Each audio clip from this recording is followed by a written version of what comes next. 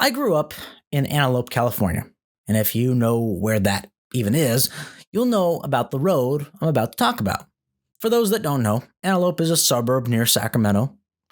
The road is known for being creepy, having weird things happening, and being dangerous at night. It's off the beaten path, unkempt, and covered in graffiti. This road has many rumors spread about it. Some may be true, some may not. As a Christian, I try to stay away from all demonic places and things, but I know many people enjoy entertaining spirits. Back in high school, a friend of mine with some of his friends on homecoming night drove down this road and pulled out a Ouija board. They did some kind of whatever, and soon one of the girls started screaming. She unzipped the back of her dress to reveal her back all of a sudden had a bunch of deep scratches, some of which were bleeding.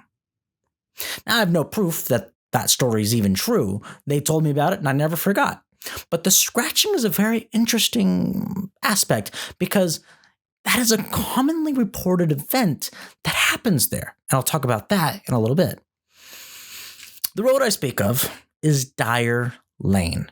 Rumor or truth? You decide. Back in 1932, there was about 6 witches in the area who would gather out in the field near this road and do spells or whatever. A group of boys followed them and were watching for a chance to pounce. They got 2 of the witches and raped them. The other witches ran away to get the cops, and as they did so, cursed the boys. One boy, after raping, strangled his victim to death.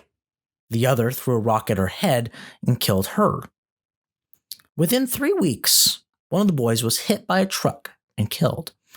4 months later, another of the boys was mugged and stabbed to death in LA. The third boy was drowned in the river. The fourth died skiing down a hill and hitting a tree. Then there's the story of the police car. It is said that on the road at night, you'll see a cop pull up behind you, flash his lights. You pull over, and it suddenly vanishes.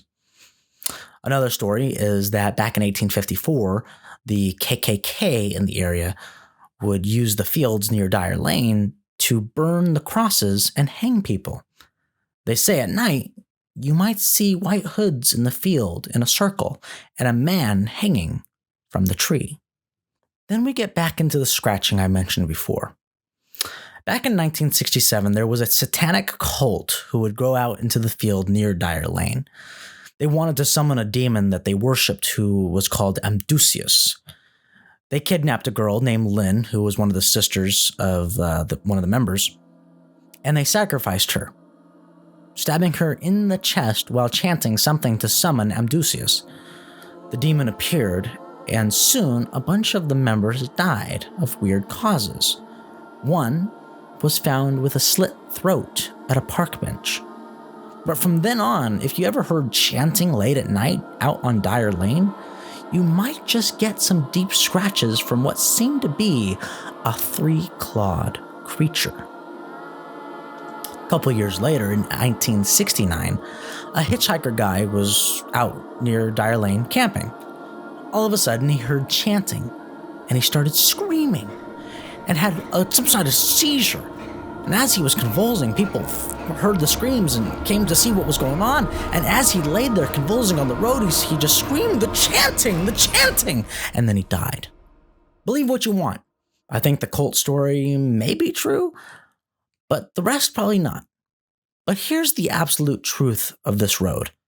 Back in 1854, there was a man named John Dyer and his wife, Julia Dyer, who had just come to California from Missouri.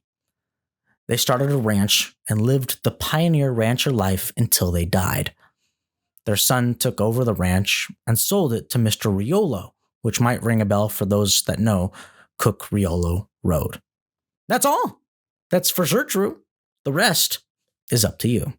If you liked that clip, you'll love the full podcast. Make sure you're subscribing to Ricky Mortensen on YouTube.